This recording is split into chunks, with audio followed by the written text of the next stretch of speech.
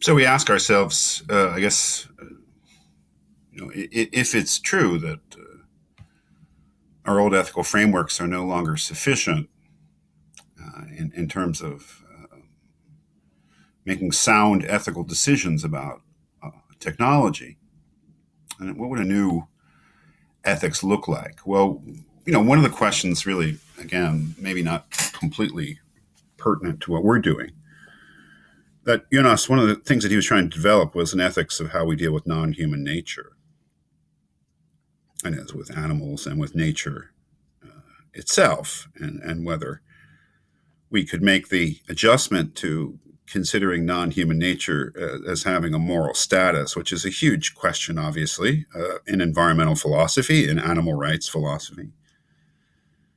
Maybe not exactly what we're getting at here. Thinking about the singularity in particular, where we really are, although the singularity, obviously, if it is real or if it's something that is really conceivable and something that's likely, it would certainly affect everything on planet Earth. But we're really thinking especially about how it would affect us as us human beings. And in thinking in that way, the question is how do we reimagine, I think, our relationship with technological progress. Jonas talks about modern thinking, modern technological thinking especially, as having a utopian drift. Boy, where is that notion of a utopian drift?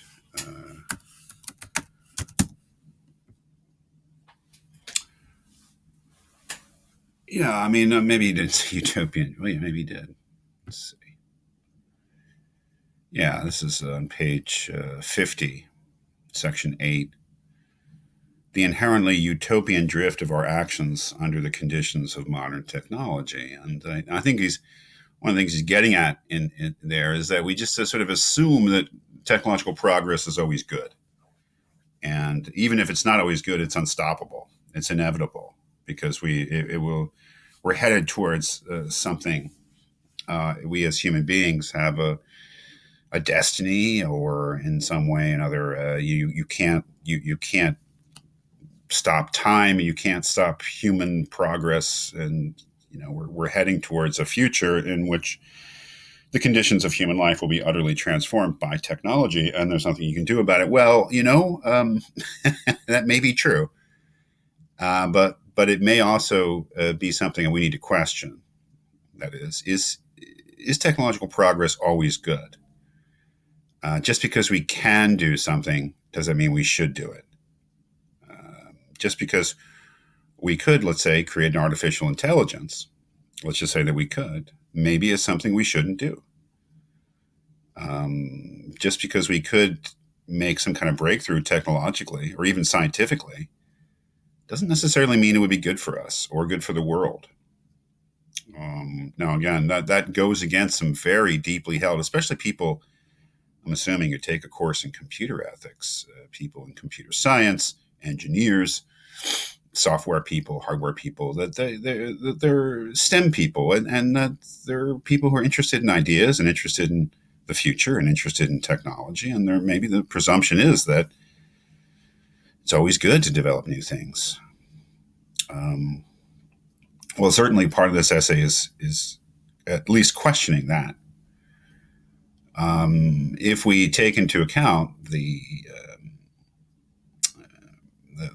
power of modern technology, power that could go as far as extinguishing the human race or changing nature in such a way to make human life no longer possible biologically on the earth. No, of course, those are huge considerations that may make us act with what he calls, I believe, restraint.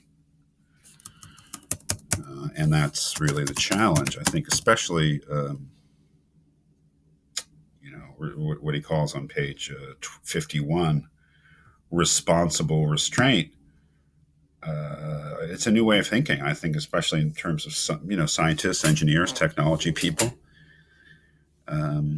that, sometimes there really is a question about whether something should be developed. And when it comes to the singularity, discussion of the singularity, that is a central question. And the ethics of the singularity is, if we could create an AI, and if we could foresee that the creation of an AI would result in the creation of a superintelligence, it may be that the risks involved are just so great that we just decide that we can't do it. Certainly, if we could go back to the beginning of the 20th century, and we may have very deep questions about whether the splitting of the atom in the 30s, or the proof that you could split the atom in the 30s and then doing it in the 40s, maybe that wasn't such a good idea. And there were certainly scientists at the time. If you look at in interviews with Los Alamos scientists, not just Oppenheimer, who I think was a kind of an irresponsible witness. You can never really quite trust anything that Oppenheimer said about those days because he changed his mind so much. But other sort of less grandiose people, Robert Wilson, Robert Serber, they were certainly thinking, especially Wilson, about the ethics of nuclear weapons before it was a reality, while they were working on it. We might go back and say no. Despite the great technological breakthroughs and the possibilities for great benefits to the human race, we may say that the development of nuclear power, which includes nuclear weapons, is just such a huge risk for human life, that we just can't take it. Something might apply to other technologies involving genetic interventions in human beings and the human genome. But that's the other thing too. I mean, Jonas here, I think one thing to keep in mind is that he's a humanist, in the sense that he believes in the value of the human being as the human being exists now. So it's not just the risks in terms of the actual risks in terms of the existence or quality of human life in the future. Another thing that he thinks that we really need to think about is whether we have the ethical right to intervene in human nature in the ways that, say, transhumanists celebrate. The kind of genetic enhancements that would result in greater physical abilities, but especially greater mental abilities. And certainly, say, with a thinker like David Chalmers, who believes that the only option that human beings would have if they developed a superintelligence would be some form of uploading of their minds in digital form to actually keep up with the superintelligence. Jonas thinks that is just a very, very possibly very bad thing, and certainly to intervene in human nature to such an extent that you were really pushing the species into a post-human era is just era, not error, but you see the pun, I guess. That's just a huge, philosophical question, so fraught with so many ethical and other philosophical questions that a policy of responsible restraint from Jonas's mind is absolutely necessary.